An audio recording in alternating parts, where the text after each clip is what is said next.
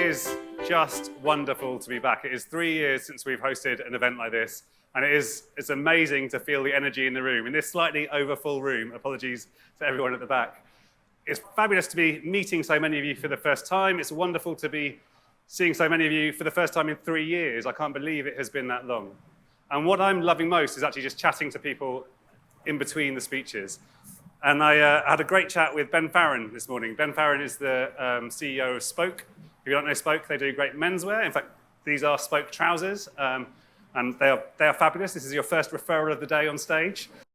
But I was asking Ben, how's it been for the last few years? And he talked about the highs and lows of COVID and how high the highs were and how low the lows were. And I think we've all been through a bit of that. But he was also able to share how well they are doing now as a business. And they are flying coming out of COVID. And that is just fantastic. And then I asked, why are you here today? You're clearly very busy growing this fantastically successful business. And he said, well, because we've got huge growth targets for this business. And it is really clear that there are some big economic headwinds coming our way. And quite frankly, advocacy has to be at the heart of everything that we are doing. And I think that's probably why we are all here today. We recognize the value of advocacy. We know that getting your customers to go out and spread the word, to do your marketing for you, fundamentally changes a business. But it is so much harder than it sounds. And trying to figure out how to solve for advocacy is something that we all need to figure out to take on the coming years. And it all starts with customer love. Fred talked to this. He paints a great picture. Happier customers spend more with you. They bring in your next customers for free. When you get that right, your teams feel incredibly motivated about delivering on it. And deep in our hearts, we all know what that feels like. When you do the right thing for your customer, and when you actually manage to enrich your customers' lives, it feels amazing. And it's no surprise that that results in the amazing returns that Fred talked to in his spreadsheet. And ultimately, it is the nirvana of business. But it's not just about solving for the nirvana. It's also about solving for the reality of what we're going to face in the next couple of years. It's not just about the upside. It's about avoiding the downsides. Over the next few years, as we go into this economic mess, there will be winners and losers. And being on the losing side could well be a question of survival. And so if you want to be on the right side of the next few years, the best place to start is by putting customer love at the heart of your thinking. And that all sounds pretty obvious. Customer love is a very easy phrase to say, but why are we not doing that today? Well, there's a few reasons. First off, short-termism. We all run our lives at pace. We all run our businesses at pace. We look to test things very quickly, to validate things very quickly. But sometimes customer love can take a little bit of time. It can take time to build up that sense of emotion. It can take even more time to prove it. And sometimes we just don't have the patience for it. There's also investor pressure. Investor pressure, perhaps often, isn't actually really investor pressure. It is perceived investor pressure. Most of us in this room have investors, whether it is VCs, private equity, public markets, or even a family. And we feel the pressure to deliver for those investors on a weekly, monthly, quarterly basis. The greatest irony here is that those investors don't really care as much about the quarterly results as we all think they do. We've gone through the journey at Mention Me of bootstrapping the business for 4 or 5 years initially, and then bringing on 2 fabulous investors in 8 Roads and Octopus more recently. And I've had the conversations with them. They don't care about the quarterly numbers per se. They care about the value of the business in 2, 3, 4 years' time. So we need to solve for that. It's just that the only way we have of knowing whether we're on track is those quarterly numbers, and that is fundamentally wrong. And then finally, there's the status quo. Especially in marketing, we are dealing with a status quo where we are very dependent on a few channels for online marketing, particularly Google and Facebook. We become very, very focused on where we are spending the most money. And it might be that we are actually spending most of our time focusing on a game that we can never really win. We're trying to optimize the tactics rather than thinking about should we be changing the game that we are playing. So we need to get out of our own way when we are thinking about how to solve for customer love. And why do we need to change? Well, because marketing isn't as attractive as it was, especially in the online world. I would actually go as far as saying is it doesn't really work today. 64% of online ad spend goes on Google, Facebook, or Amazon in the US today. What felt like white knights 10 years ago are no longer really our friends. Over the last few years, we've seen the customer acquisition costs rocket and be incredibly unpredictable. The customer advocacy gap report that Sophia talked to showed how 66% of businesses are focusing most on spend in social media, yet customers just do not trust the messages that are coming through on those adverts on the social networks. And so relying on these channels has huge risks, as the last 3 years have shown. If you look at Facebook over the last few years, even in the run-up to COVID, 60% increase in CAC in the 5 years up to COVID. Then we had COVID. We all lived through those crazy fluctuations over the couple of years. And then on the back of the iOS changes, a 47% increase in CAC. That was a number that Facebook themselves reported in Q3 21 compared to Q3 20.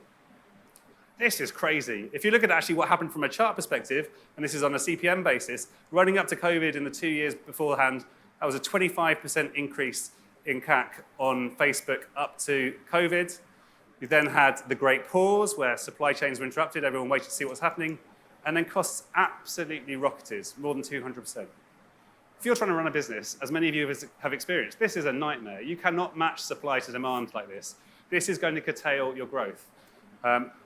And you cannot base your economics on channels that are this unreliable. Google also has had its challenges. It was a bit more predictable in the run-up to COVID, only up 6% up to 2019. But over COVID, up 26%, and in the last year, up 18%. That may feel, not as bad as Facebook. But again, these are huge increases in cost that you are not going to be able to pass on to your customers. So this is hurting your core economics. So there is going to be a big shift in marketing. Google and Facebook will be on the wane, and thriving businesses will become less dependent on them. I was talking to one business last week who said, beginning of COVID, they were getting 20% of their new customers from Facebook. They're now getting 2% of their new customers from Facebook because they refuse to pay the increase in customer acquisition costs. But how do you wean yourself off Google and Facebook? I'm not saying you're going to get there completely, but how do you make yourself less dependent? Well, rather than trying to win a losing game, you need to change the game that you're playing. And when you think about that, it's always good to go back to the fundamentals, back to the basics. The formula for winning online is very simple. Needs to make more money from customers and spend less money acquiring them.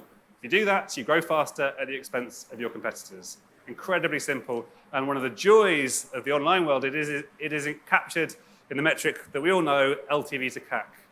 Lifetime value to customer acquisition cost. Why is this so powerful?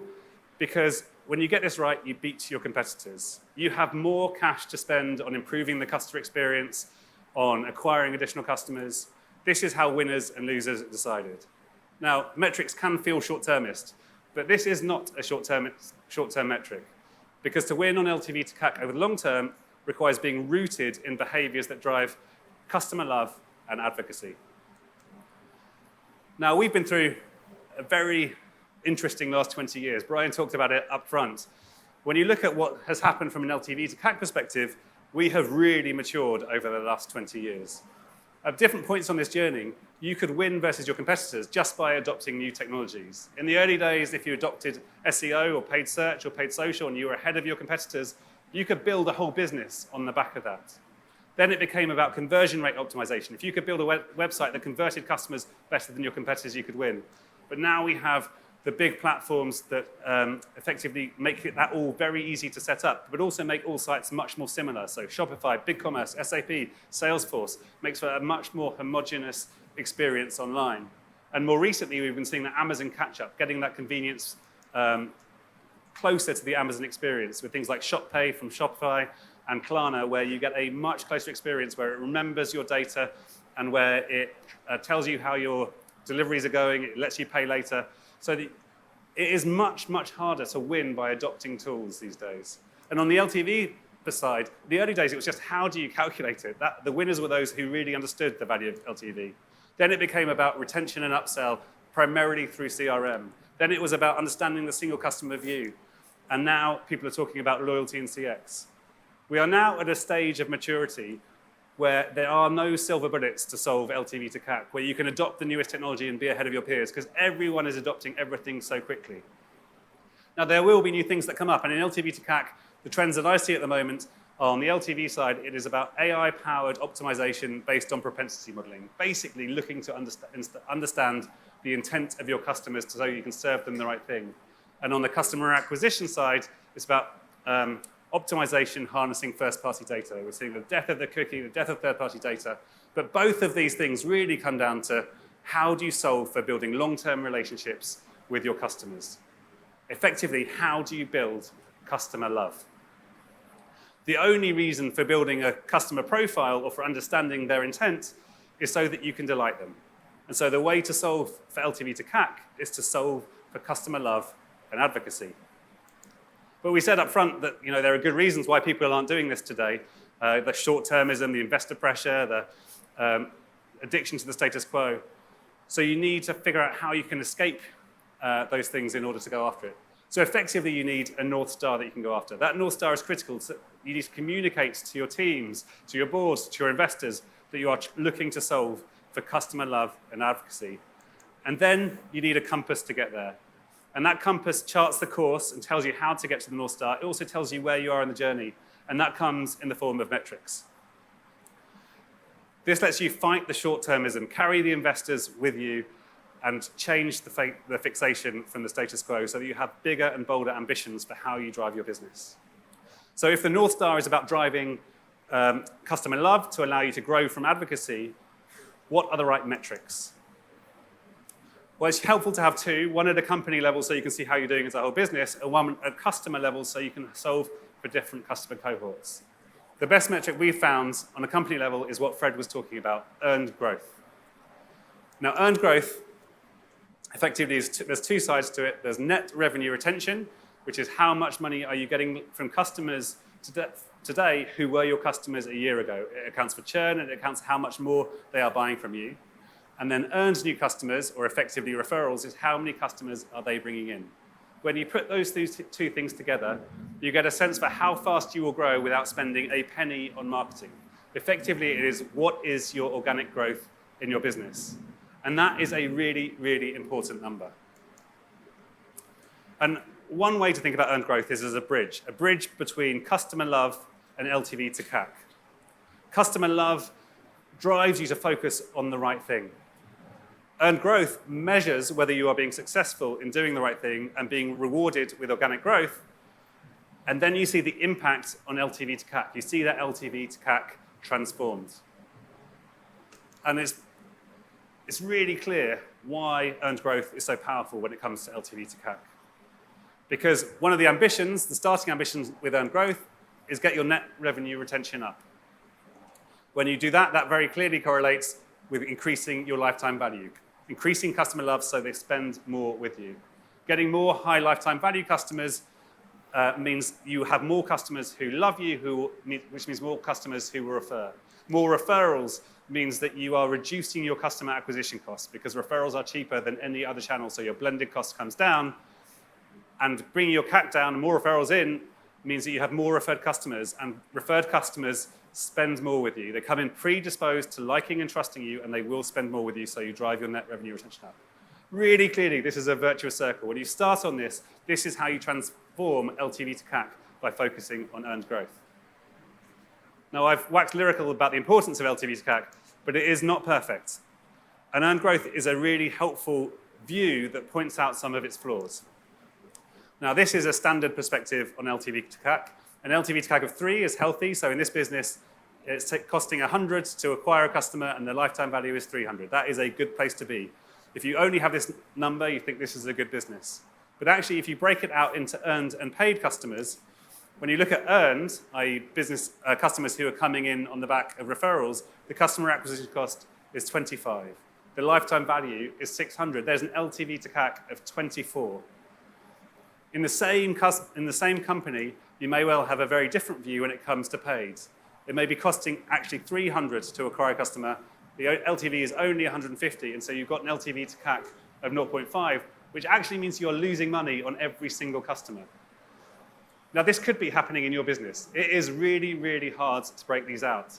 But the first view that will give you a sense as to whether you are struggling with this is earned growth. So we talked about two metrics, one at a company level. The one at a customer level, the best that we have found is ELTV, or extended lifetime value. That is the lifetime value of your customers, how much margin they will bring in over time, plus the value of referrals that those customers bring in. And what happens if you take this view? Well, let's look at an example from Huel. So Huel are a fabulous business that do nutritionally complete, sustainable foods. We've been working with them for the last 5 years. They are very good in lots that they do. Let's take an example of Chris, who is one of their customers. Chris has been a customer for a while, but he buys 1 bag of Huel per quarter. He happens to work in a hybrid workplace, so he only has it on the days he works, and therefore he's only buying 1 per quarter, whereas many customers would buy 1 a month. As such, he's a lower quarter LTV customer, bottom 25%. Huel might think, thanks a lot, Chris. Great to have you, but I'm not going to spend much time focusing on you as a customer. But actually, there is a different view of Chris. And in this view, Chris has friends. And this is a real example with real data. Chris referred 7 friends. And actually, those 7 friends went on to refer another 4 friends. When you look at Chris from this perspective, he is a slightly more attractive customer than he looks. But he's still there sitting in that LTV model in the bottom 25%. When you look at the maths of this, Chris is bringing in £100 or £200 of revenue per year. His friends' referrals are bringing in £2,000 per year. Their friends are bringing in £1,000 per year. So actually, Chris is responsible for £3,200 per year. If you put that into LTV perspective, he's worth £1,000 from an LTV perspective on his own, but with his referrals, he's worth £12,000. 12x when you take an extended lifetime value perspective. And that matters because he's not in the bottom 25%. He is in the top 2% of customers. The red carpet should be being rolled out for him. He should be in the VIP club. He should be getting early access to sales, early access to new products. He should be being invited to events. These are the customers that you should be getting as excited as possible about your brand. So you need to understand ELTV to understand who your best customers are so that you can make different decisions and start to optimize for advocacy. Another business that does this very well is Sculpt. And in fact, Sculpt was founded by Giles Harrison, who I can see in the audience today. Giles was our former strategy director who set up Sculpt at the beginning of lockdown. They do pottery kits for adults, for the uninitiated, for people like me, and did amazingly during lockdown. And I'm delighted to say are now absolutely storming it and taking the US by storm. And Sculpt, not surprisingly, he is very well versed in the world of referrals, and he takes that ELTV view. And when you look at the top 50 most valuable customers on Sculpt from an ELTV perspective, this is what you see. And there are 2 interesting things in this chart. One is it's a different 50 customers. If you were just looking at LTV, you would be looking at 50 different customers. So unless you take this view, you're not focusing on your most valuable customers. And 2, 25% of the value of these customers is coming from referrals. So if you're not pulling that data in, you are missing a very big part of the story. And when you start to use earned growth and ELTV to optimize LTV to CAC, you start to see some really good things. You're seeing referral bringing in higher LTV customers. You start to understand the true value of a customer. You manage to then get the data in the right places to give those customers the right red carpet experience.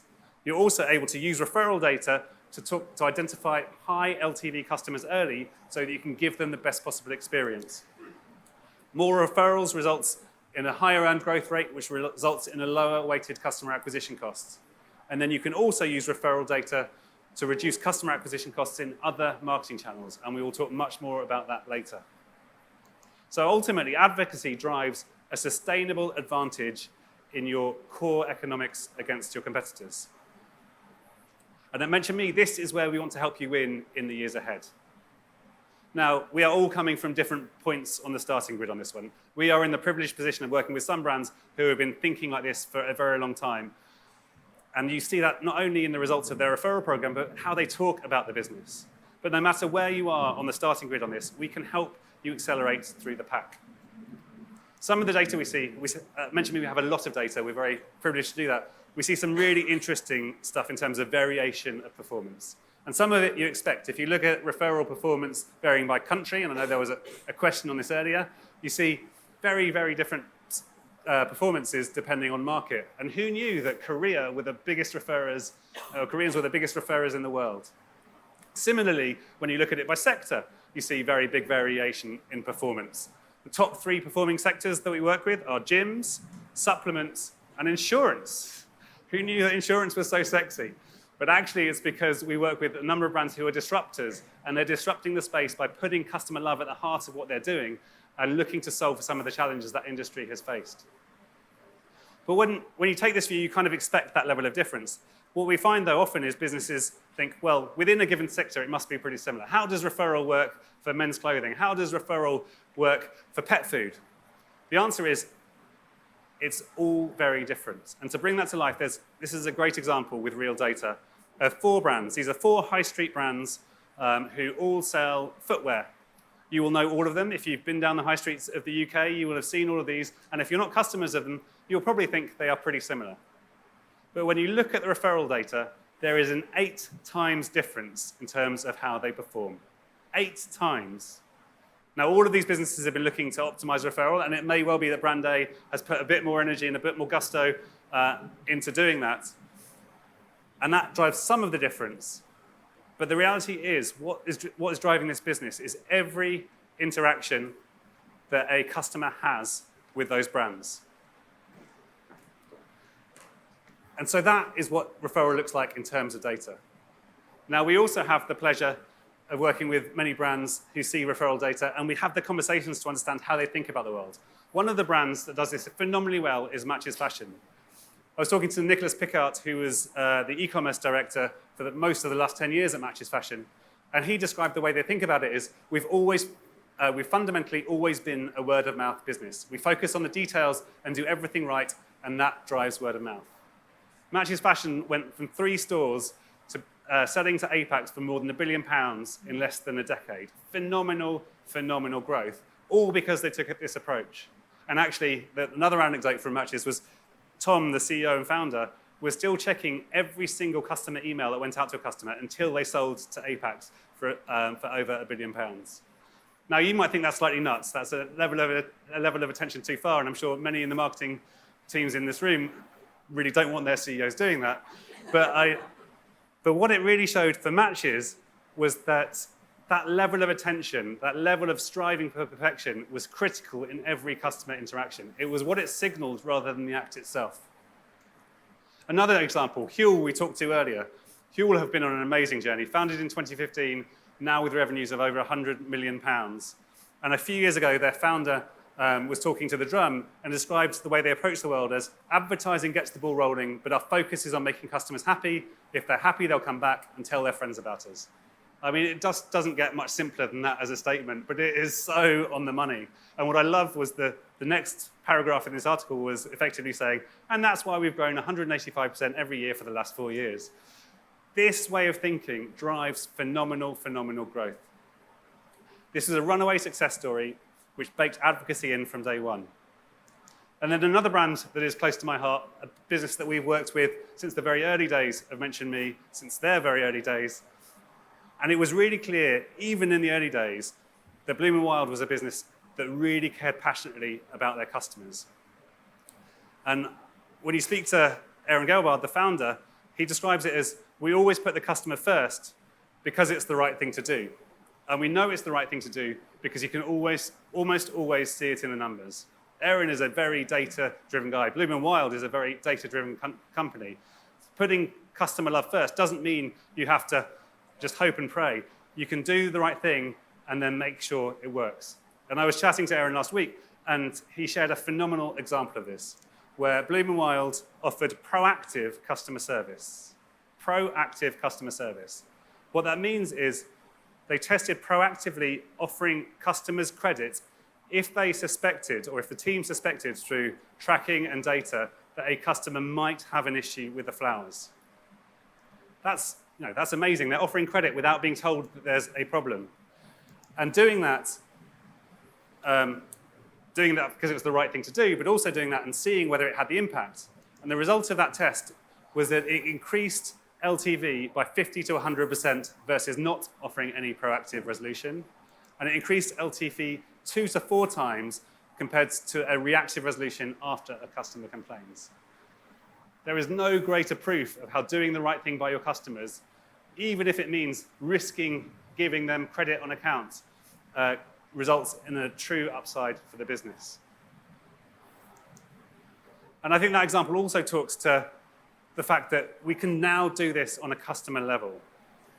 One of the luxuries of online is how much data we have. A decade ago, we would have had to resort to broad brush surveys, but now we can understand each customer and how what we do inputs them. So now we should know where a customer is in their journey with us, both in terms of what they've done and what they are likely to do. And that is where we're taking Mention Me. We want to be the place where you can understand whether you are succeeding in driving customer love and advocacy. Later this year, we'll be adding earned growth to the platform so that you can see your own earned growth scores. We will help you to understand who your most valuable customers really are. And we're using machine learning and propensity modeling to understand where customers are in their advocacy journey and what you need and what you should show them next. And Roy and Anka, who are following me, will unveil a lot more detail around that, so I won't steal their thunder. But the big picture is that we want to be your long-term partner as you solve for advocacy, not only driving referrals, but helping you understand who your most valuable customers are and how to drive higher earned growth.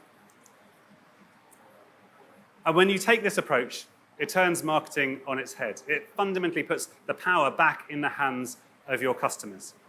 And that's what they want. They want to be in the driving seat. They want to be discovering brands on their own terms. The best possible way for a customer to find you is by a referral. There is a wonderfully warm feeling that someone has when you follow a recommendation and end up buying on a brand and having a positive experience. And there is a wonderfully warm feeling when you make that recommendation and your friend follows it and is grateful for you making that recommendation in the first place. The halo effect of this is huge. It not only drives cold, hard numbers, it drives a positive lived experience. And that is why our vision is to make all brands think advocacy first. Some of you have already started, and we have the privilege of working at many businesses who take this mindset. But there is still so much more to do. And for those of you who are yet to really, truly adopt this mindset, there's a huge opportunity ahead of you. Together, we can better understand where you are today, get the referrals going, and identify who your most valuable customers are and what the opportunities are to increase customer love and advocacy. Customer love and the warm glow that customers feel about your brand is ultimately what leads to the numbers that you crave and that will let you win in your space. So we've all been through a hell of a last few years. And in that time, the world has changed a lot. In marketing, the status quo is changing. It's no longer sustainable. You can no longer rely on the core acquisition channels that we were before COVID. It is time to solve for customer love and advocacy. And with that as your North Star, and with earned growth and ELTV as the compasses, and Mention Me's tools, intelligence, and support, you can navigate these uncertain times and come out of these challenging times as a winner of the next decade. Thank you very much.